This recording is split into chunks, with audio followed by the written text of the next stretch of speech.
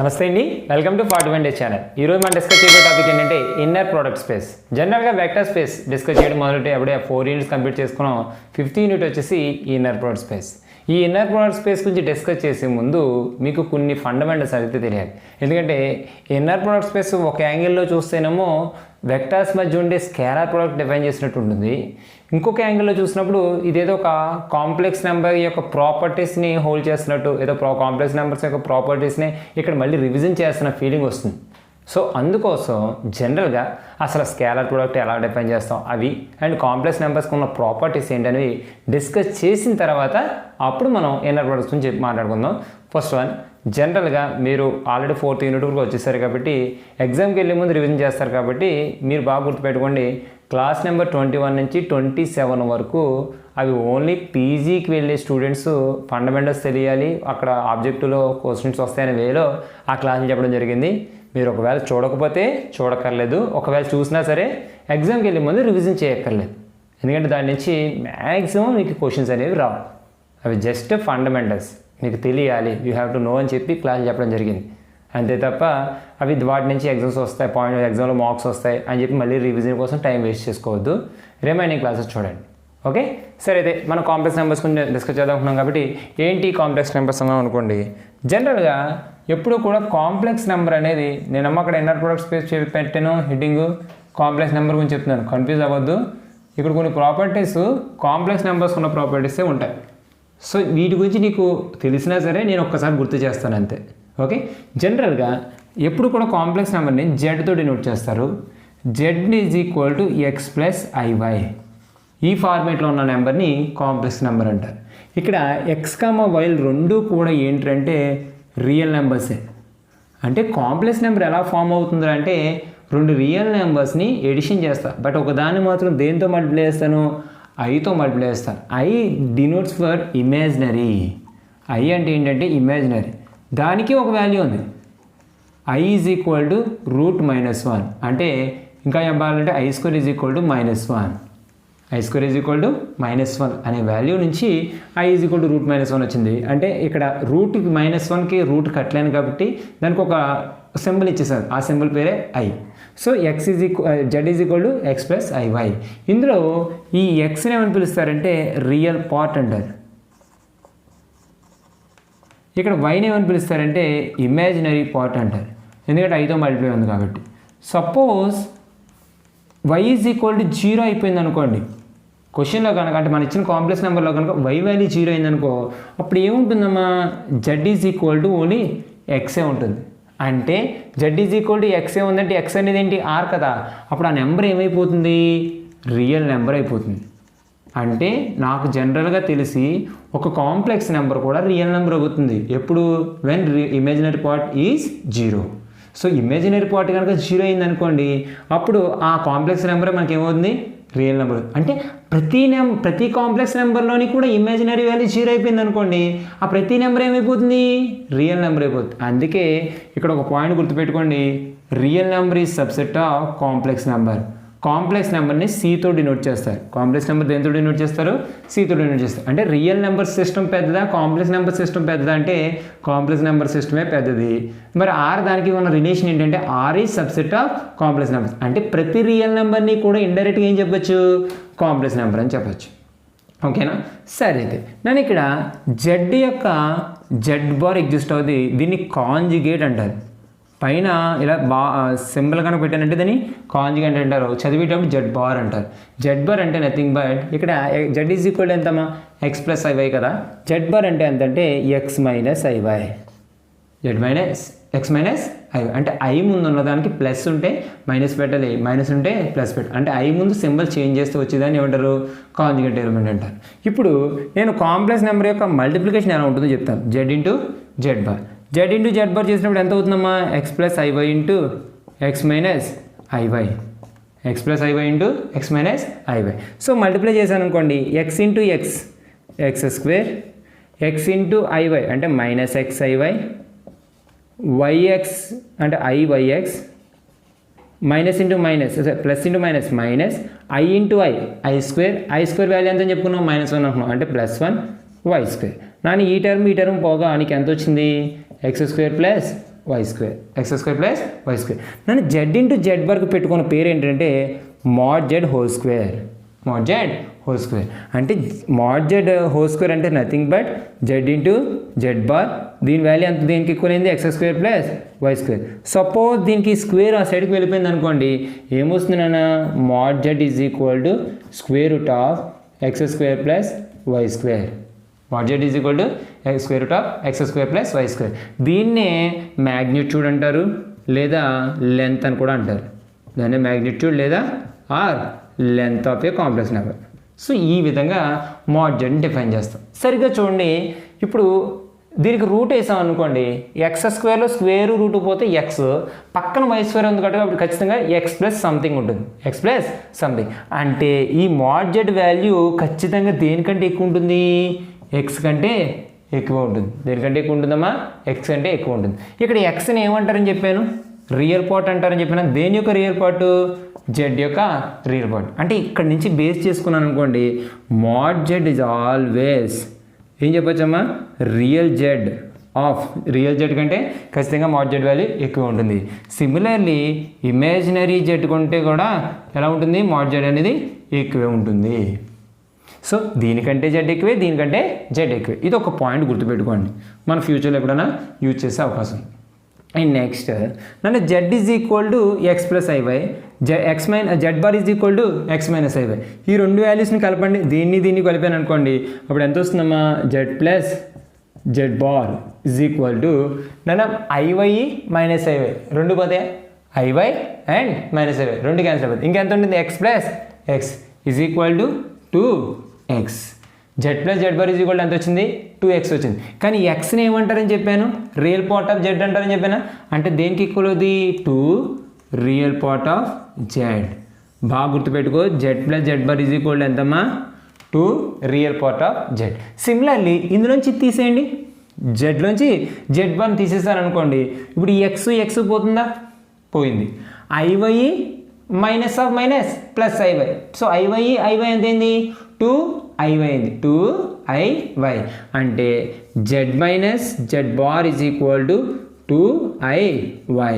నన్ను దీన్ని I common తీసాను అనుకో, అదే 2i కామన్ తీసాను అనుకోండి, y అంటే ఏంటి, ఇమాజినరీ పార్ట్ ఆఫ్ జెడ్ కదా. అంటే ఎంత వస్తుంది, ఇమాజినరీ పార్ట్ ఆఫ్ జెడ్. అంటే ఇంకా బాగా చెప్పాలంటే i into 2 into imaginary part of Z. దేని value, Z minus Z value, Z minus Z bar value. So ఇక్కడ మనకి కాంప్లెక్స్ నెంబర్ ఎప్పుడు Z is equal to X plus I ఫామ్లో ఉంటుంది. దాని కాంజుగెంట్ ఎప్పుడు ఎక్స్ మైనస్ ఐవై అవుతుంది. దాని మ్యాగ్నిట్యూడ్ ఎప్పుడు square root of x square plus y square అవుతుంది. మ్యాగ్నిట్యూడ్ అంటే mod జెడ్ బార్ అనేది ఖచ్చితంగా రియల్ వాల్యూ ఆఫ్ జెడ్ కంటే ఎక్కువ ఉంటుంది, అలాగే ఇమాజినరీ వాల్యూ ఆఫ్ జెడ్ కంటే కూడా ఎక్కువ ఉంటుంది. జెడ్ని జెడ్ బార్ని కలిపితే 2 రియల్ పార్ట్ ఆఫ్ జెడ్ వస్తుంది, అలాగే జెడ్లోని జెడ్ బార్ని తీస్తే I into 2 imaginary part of Z వస్తుంది. ఇవి మనం జనరల్గా ఎప్పుడు కాంప్లెక్స్ నెంబర్స్లో నువ్వు ఐడెంటిఫై చేయాల్సిన విషయాలు. ఇక్కడ సింపుల్గా మాట్లాడుకుందాం.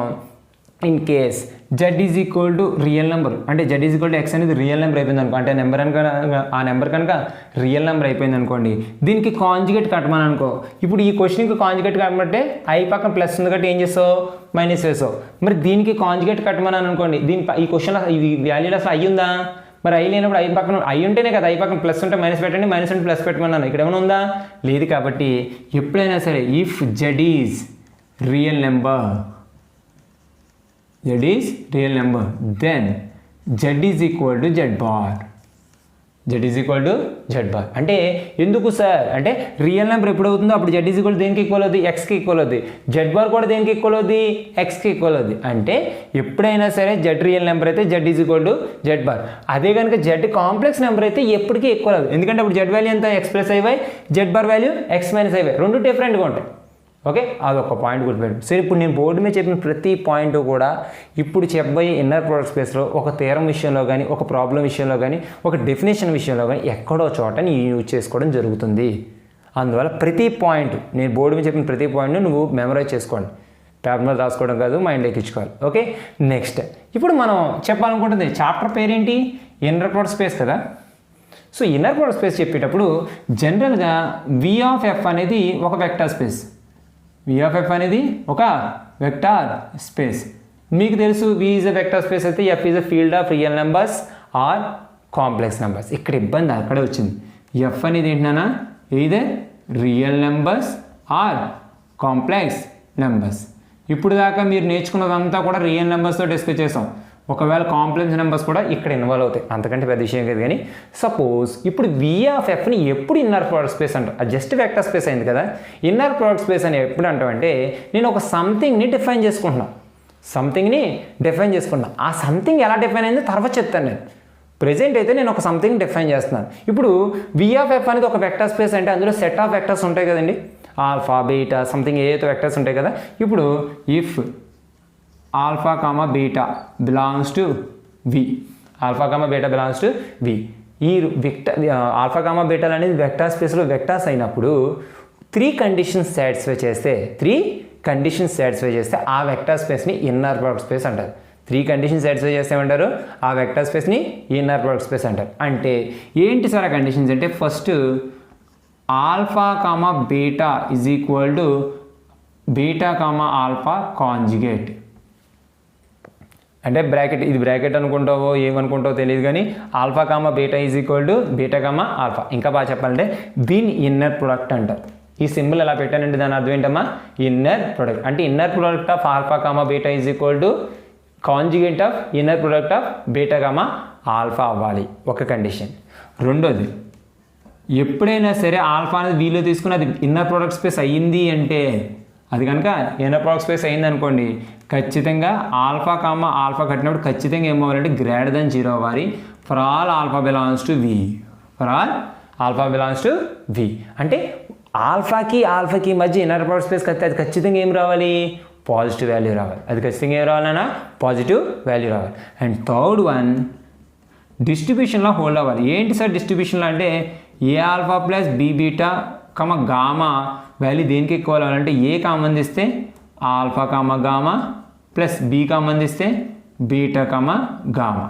ఈ త్రీ కండిషన్ సాటిస్ఫై చేసేలాగా ఒక ఇన్నర్ ప్రోడక్ట్ ఎగ్జిస్ట్ అయితే అటువంటి వెక్టర్ స్పేస్ని ఏమని పిలుస్తాం అంటే ఇన్నర్ ప్రోడక్ట్ స్పేస్ అంటారు. అంటే సార్ ఇప్పుడు మీరేదో వెక్టర్ స్పేస్ తీసుకున్నారు, అందులో వెక్టర్స్ తీసుకున్నారు, ఆ వెక్టర్స్ మధ్య ఒక ఇన్నర్ ప్రోడక్ట్ని డిఫైన్ చేశారు. ఆ డిఫైన్ చేసినప్పుడు ఈ త్రీ కండిషన్స్ సాటిస్ఫై అవ్వాలంటారు. అంటే ఆల్ఫా కామా బీటా వాల్యూ దేనికి ఇవ్వాలి? బీటా కామా ఆల్ఫాకి కాంజుగేట్కి. అంటే దాన్ని ఎప్పుడైతే ఆర్డర్ మారుస్తామో ఖచ్చితంగా అది ఏమైపోవాలి? కాంజుగేట్ అయిపోవాలి, ఫస్ట్ వన్. రెండోది, ఆల్ఫాకి ఇన్నర్ ప్రోడక్ట్ కడితే ఖచ్చితంగా గ్రేటర్ దెన్ 0 అంటే పాజిటివ్ వాల్యూ రావాలి. ఓకే. థర్డ్ వన్ ఏంటి? డిస్ట్రిబ్యూషన్లో హోల్డ్ అవ్వాలి. ఏ ఆల్ఫా ప్లస్ బి బీటాకి అండ్ గామాకి మనం ఇన్నర్ ప్రోడక్ట్ పెట్టాం అనుకోండి, అది దేనికి ఈక్వల్ అవ్వాలంట? A into alpha gamma plus B into beta gamma. దీనికి ఈ త్రీ కండిషన్స్ సాటిస్ఫై చేస్తే అటువంటి వెక్టర్ స్పేస్ని ఏమంటారు? Inner product space. చాలా బాగా చెప్పారు, బాగానే ఉంది, అంతవరకు ఓకే. అసలు ఇన్నర్ ప్రోడక్ట్ స్పేస్ చెప్పే ముందు అసలు ఇన్నర్ ప్రోడక్ట్ ఇలా ఉంటుందని చెప్పారు, దాని వాల్యూ ఎంత? ఇన్నర్ ప్రోడక్ట్ అనేది ఎంతో తెలియాలి కదా. ఇప్పుడు దీనికి జనరల్గా ఇప్పటివరకు నువ్వు లీనియర్ ట్రాన్స్ఫర్మేషన్ అంటే ఇది లీనియర్ ట్రాన్స్ఫర్మేషన్ అని, బేసిస్ అవ్వాలంటే ఇది కండిషన్ అని, లీనియర్లీ ఇండిపెండెంట్ అంటే ఇది కండిషన్, ఇలా ఒక్కొక్కటి చెప్పుకుంటూ వచ్చాం.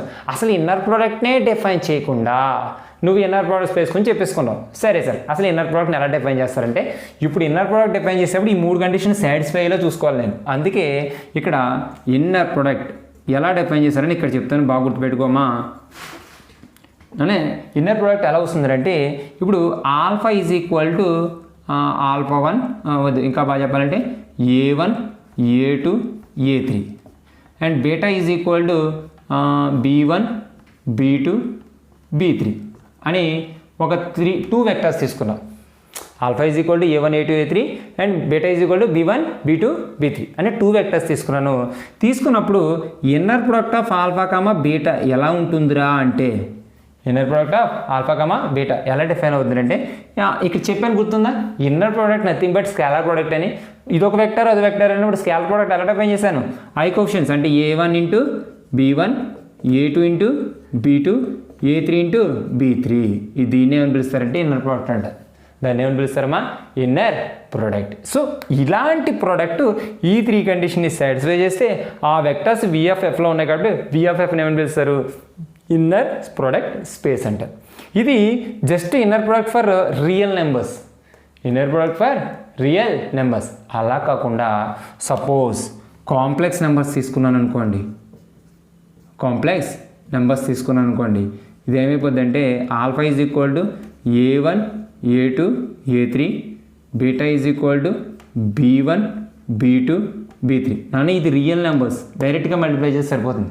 ఒకవేళ అవి కాంప్లెక్స్ నెంబర్స్ అయినాయి అనుకోండి, ఆల్ఫా కామా బీటా యొక్క ఇన్నర్ ప్రొడక్ట్ ఎలా ఉంటుందిరా అంటే A1 ఇంటూ B1 బార్.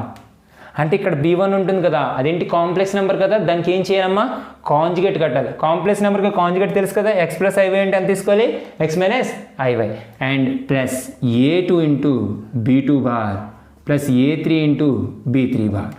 ఇలా డిఫైన్ చేస్తారు. అంటే రియల్ నెంబర్స్ కోమో ఒకలా డిఫైన్ చేసుకున్నాను, కాంప్లెక్స్ నెంబర్స్ కోమో ఇంకోలా డిఫైన్ చేసుకున్నాను. రియల్ నెంబర్స్ కంటే అక్కడ కూడా బారే, కానీ రియల్ నెంబర్ అయినప్పుడు జెడ్ ఈజ్ కూడా ఎంత అయిపోతుంది, జెడ్ బార్ అయిపోతుంది. కానీ నేను డైరెక్ట్గా జెడ్ తీసుకున్నా.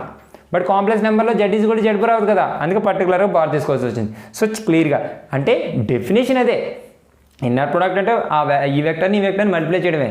బట్ రియల్ నెంబర్స్ అయినప్పుడు డైరెక్ట్గా మల్టిప్లై చేసుకుంటాం. అదే కాంప్లెక్స్ నెంబర్ అయితే సెకండ్ వాల్యూకి కాంజుగేట్ కట్టి మల్టిప్లై చేస్తాం. ఓకే, ఈ రెండింటి మనం ఇప్పుడు ఇన్నర్ ప్రోడక్ట్ స్పేస్ అంటే డిస్కస్ చేయడం జరిగింది, కాంప్లెక్స్ నెంబర్స్ ప్రాపర్టీస్ డిస్కస్ చేయడం జరిగింది, అండ్ ఇన్నర్ ప్రోడక్ట్ని ఎలా డిఫైన్ చేయడం డిస్కస్ చేయడం జరిగింది. ఇప్పుడు ఇది జాగ్రత్తగా చూస్తే దీనికి కొన్ని ఎగ్జాంపుల్స్ చెప్పుకొని అసలు ఇన్నర్ ప్రోడక్ట్ స్పేస్లో ఉండే కొన్ని ప్రాపర్టీస్ డిస్కస్ చేసుకుని కుదిరితే 1-2 థియరమ్స్ చెప్పుకుని ఈరోజు కంప్లీట్ చేద్దాం.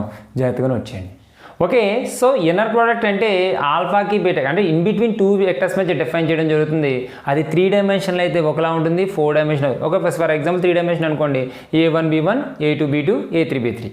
అదే 4 డైమెన్షన్ అయితే A1 B1 plus A2 B2 plus A3 B3 plus A4 B4. అదే అంత డైమెన్షన్ అయితే A1 B1 plus A2 B2 plus A3 B3 plus and so on AN BN ఇలా డిఫైన్ అవుతుంది. అది రియల్ నెంబర్ సిస్టమ్ అయితే.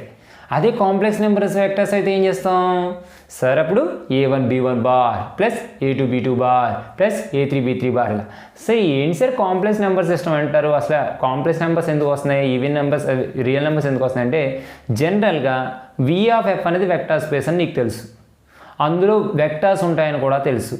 Vector అంటే A1 A2 A3ని ఒక బ్రాకెట్లో రాస్తే దాన్ని వెక్టార్ అంటారని చెప్పాను. అక్కడ A1 A2 A3లు ఎందులో ఉంటాయి, ఫీల్డ్ Fలో ఉంటాయని చెప్పుకున్నాం. ఫీల్డ్ Fలో ఉంటాయని చెప్పుకున్నాం. ఆ ఫీల్డ్ అనేది కాంప్లెక్స్ నెంబర్ సిస్టమ్ అవ్వచ్చు లేదా రియల్ నెంబర్ సిస్టమ్ అవ్వచ్చు కదా. ఇప్పుడు 1 2 3 వాడుకున్నాను అనుకోండి, 1 2 3 ఒక వెక్టార్. కానీ 1 2 3 నెంబర్స్ ఫీల్డ్ రియల్ నెంబర్స్. అలా కాకుండా 1 + i 2 + 3i 4 + 5i అలా ఒక సెట్ తీసుకున్నాం. అది దాన్ని వెక్టర్ అని పిలవాలి. కానీ అందులో లోపల నెంబర్స్ ఏమున్నాయి, కాంప్లెక్స్ నెంబర్స్ ఉన్నాయి. అంటే ఫీల్డ్ అక్కడ కాంప్లెక్స్ నెంబర్స్ అయింది. అంటే వెక్టర్ అనేది రియల్ నెంబర్స్తోని ఫామ్ అవుతుంది, కాంప్లెక్స్ నెంబర్స్తోని ఫామ్ అవుతుంది. ఈ వెక్టర్స్ మధ్య ఇన్నర్ ప్రోడక్ట్ ఎగ్జిస్ట్ అవుతుంది, ఈ వెక్టర్స్ మధ్య కూడా ఇన్నర్ ప్రోడక్ట్ ఎగ్జిస్ట్ అవుతుంది. ఇక్కడ ఒక ఇన్నర్ ప్రోడక్ట్ ఒకలా డిఫైన్ అయితే ఇక్కడ ఇన్నర్ ప్రోడక్ట్ ఇంకోలా డిఫైన్ అయింది, అంతే. అదొక విషయం గుర్తుపెట్టుకుంటే ఆటోమేటిక్గా సాల్వ్ చేయొచ్చు. ఇప్పుడు ఇన్నర్ ప్రోడక్ట్ మధ్య ఏమైనా ప్రాపర్టీస్ నువ్వు గుర్తుపెట్టుకోవాల్సిన ప్రాపర్టీస్ ఏమైనా ఉన్నాయా అంటే ఖచ్చితంగా ఉన్నాయనే చెప్తాను. ఏంటి అంటే నన్ను బాగా గుర్తుపెట్టుకో, ఎప్పుడైనా సరే ఆల్ఫాకి బీటాకి మధ్యలో ఇన్నర్ ప్రోడక్ట్ కట్టినప్పుడు 0 వచ్చింది అనుకో, గుర్తుపెట్టుకో ఈ రెండు ఇన్నర్ ప్రోడక్ట్ అనేది బిట్వీన్ 2 వెక్టర్స్ మధ్య కడతాను, నీకు స్కేలర్ వస్తుంది. 0 బార్ కాదు 0 వస్తుంది. అయింది అంటే దాని అర్థం either alpha is equal to 0 bar or beta is equal to 0 bar, ఏదో ఒకటి జరుగుతుంది అని అర్థం. అంటే inner product between any 2 vectors is equal to 0 అయింది అంటే దాని మీనింగ్స్ ఏంటమ్మా, alpha equal to 0 bar or beta equal to 0 bar. అలాగే నాన్న ఏ ఆల్ఫా కామా బీటా ఉందనుకోండి, దీన్ని ఏమని రాసుకోవచ్చు అంటే ఏ బయటకు వచ్చేస్తుందిరా, ఆల్ఫా కామా బీటా. అదే ఆల్ఫా కామా బీ బీటా ఉందనుకోండి, ఇక్కడ కూడా బీ బయటకు వచ్చేస్తుంది, కానీ బీ రూపంలో రాదు. ఎలా వస్తుంది, బీ బార్ రూపంలో వస్తుంది. అది గుర్తుపెట్టుకో, B bar into alpha beta. అలా కాకుండా నీకు A alpha comma B beta కనిపించింది అనుకోండి, అప్పుడేమవుతుందన్నా ఏ ఇక్కడ బీ బయటకు వస్తే B bar into alpha comma beta. అంటే నీకు ఎప్పుడైనా సరే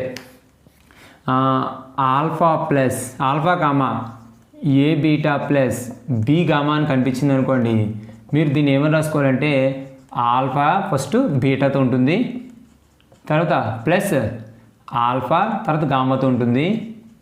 ఇంక అడిషనల్గా ఇక్కడ ఏ కోఎఫిషియంట్ ఉంది, అది ఎక్కడుంది, రైట్ సైడ్ దాంట్లో.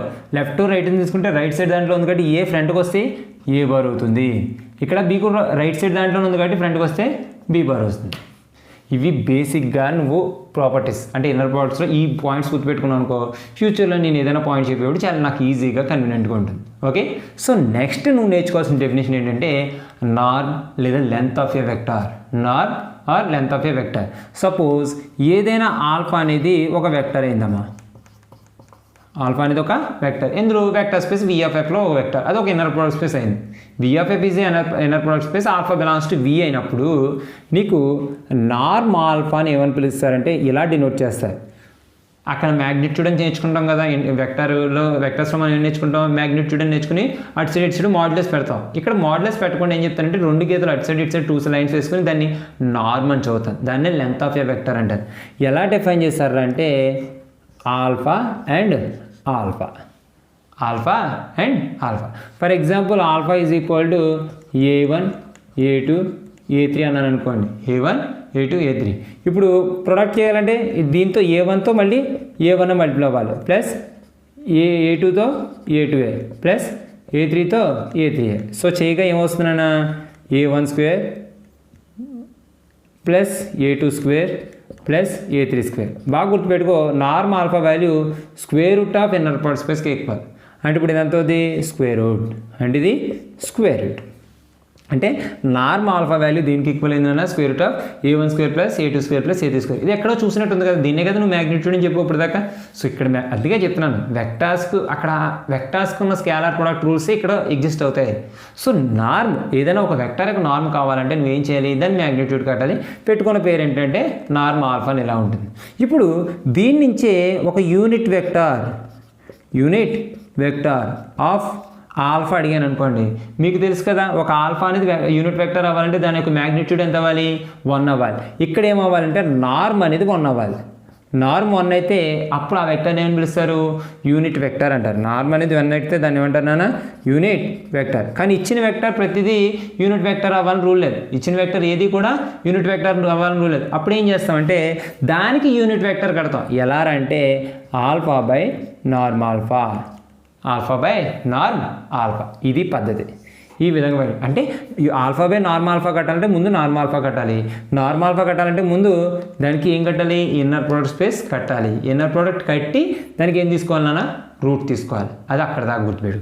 ఇప్పుడు ఎగ్జాంపుల్కి వచ్చామనుకోండి, సో దీనికి నార్మ్ కట్టమంటే యూనిట్ వెక్టర్ కట్టమండి, దీనికి నార్మ్ కట్టమంటే యూనిట్. నేను అందుకే చూడండి, ఇది వెక్టర్, ఇది వెక్టరే. ఈ వెక్టర్ దేంతో ఫామ్ అవుతుంది, రియల్ నెంబర్స్తో ఫామ్ అవుతుంది. ఇది కాంప్లెక్స్ నెంబర్స్ ఫామ్ అవుతుంది. రెండాటికి క్లారిటీ ఉండాలి. 2 క్వశ్చన్లు ఇవ్వడం జరిగింది. సో 2 కూడా ఇంపార్టెంట్ క్వశ్చన్స్ ఏనా. ఏం చేయాలి సార్ అంటే, ఫస్ట్ నీకు నార్మ్ ఆల్ఫా కావాలి అంటే దీనికి ఇన్నర్ ప్రోడక్ట్ కట్టాలి కదా, alpha comma alpha is equal to ఎంత అవుతుంది, 1 ఇంటూ ఎంత 1 minus 2 into minus 2 5 into 5.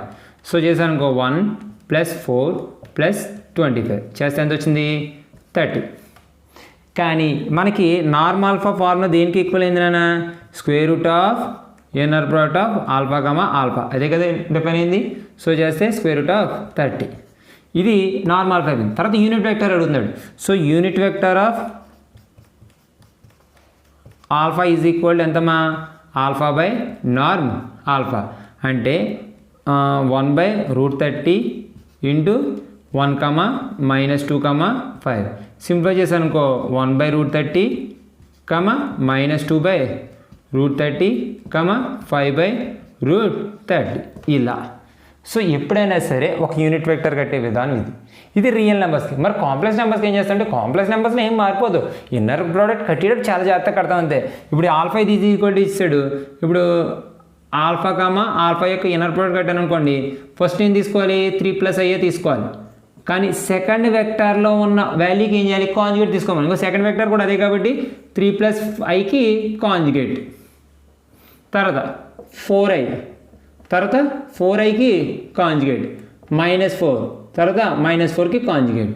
So చెప్పినానా 3+iకి conjugate ఎంతంటే 3 - i ప్లస్ 4i కాంజుగేట్ ఎంతంటే i పక్కన ప్లస్ ఉంటే మైనస్ పెట్టాలని చెప్పాను. ఇక్కడ 4i ఉంది, 4iకి మైనస్ పెడితే ఎంత అవుద్ది, -4i. తర్వాత -4 అక్కడ -4కి కాంజుగేట్ -4 అనేది ఈ రియల్ నెంబర్, అక్కడ అసలు అయ్యే లేదు, అయ్యి ఉంటేనే కదా ప్లస్ ప్లస్లో మైనస్ మైనస్ ప్లస్లో ప్లస్ పెట్టమన్నాను, అప్పుడు ఎంత అవుతుంది నాన్న -4 అవుద్ది. సో సింప్లిఫై చేస్తే నాన్న 3 × 3 9, 3 × I -3i plus 3i minus i × I square అంటే -1 అంటే +1 అయింది నాన్న. 4 × 4 16, i × I స్క్వేర్ అంటే మైనస్, ఇక్కడ ఒక మైనస్ ఉంది ప్లస్, సో 4 × 4 అదే minus into minus plus 16. Simplify చేశాను అనుకోండి 3 అయిపోయిందిరా, 9 + 1 10, 10 + 6 ఇదేమో 36 అంటే ఎంత అయిందిరా 46. తీరా చూస్తే నీకు ఇది వచ్చింది, మనకు కావాల్సింది norm alpha. Norm alpha is equal to square root of inner product of alpha comma alpha is equal to ఎంత వచ్చిందమ్మా రూట్ అంటే చూడండి తప్పు చెప్పేసినట్టును 16 + 16 32, 32ను ప్లస్ అంటే 42 రా అంటే రూట్ 42. ఇది జస్ట్ నార్మ్ వర్క్ కట్టాం. నార్మ్తో పాటు వాడు ఏమడిగాడు యూనిట్ వెక్టర్ ఆఫ్ ఆల్ఫా కూడా అడిగాడు. So unit vector of alpha అడిగినప్పుడు మనకు తెలుసు కదా unit vector of alpha is equal ఏం చేయాలి alpha by norm alpha. So చేస్తే 1/√42 ఇంటూ ఎంత ఉందమ్మా నెంబర్ 3 + I 4i -4. సింప్లిఫై చేస్తాను అనుకో పై లోపలికి వెళ్ళిపోతుంది 3 + I/√42 4i/√42 -4/√42. సో ఇలా ఎప్పుడైనా సరే ఇన్నర్ ప్రొడక్ట్ అనేది రియల్ నెంబర్స్ కట్టినప్పుడు ఇలా సింపుల్గా తీరిపోతుంది. అదే కాంప్లెక్స్ నెంబర్స్ అడిగితే సెకండ్ వాల్యూస్కి నువ్వు కాంజుగేట్ పెట్టాలంతే. కాంజుగేట్ కట్టేటప్పుడు కూడా చాలా అబ్జర్వ్ చేయి, ఐ పక్కన ప్లస్ ఉంటే మైనస్ వస్తుంది, మైనస్ ఉంటే ప్లస్ వస్తుంది. ఆ టర్మ్లో అసలు అయ్యే లేదనుకోండి అది ఏ చేంజ్ లేకుండా యాజ్ ఇట్ ఈజ్ అలాగే వస్తుంది. సో ఇది మీకు ఇన్నర్ ప్రోడక్ట్ కట్టే విధానం. సో ఈ విధంగా యూజ్ చేసి నేను నార్మ్ ఫైండ్ అవుట్ చేయడం, లెంత్ ఫైండ్ నార్మ్ అంటారు లేదా దాన్ని లెంత్ అంటారు, లెంత్ ఫైండ్ అవుట్ చేశాను, లెంత్ బేస్ చేసుకుని యూనిట్ వెక్టర్ కూడా కట్టాను. సో లెంత్ అంటే ఇలా కట్టాలి, ఇలా డిఫైన్ చేయాలి, ఇది ఇన్నర్ ప్రోడక్ట్ ప్రాపర్టీస్ అని చెప్పుకున్నాం. ఇదే లెంత్ని బేస్ చేసుకుని ఒక థియరం ఉంది.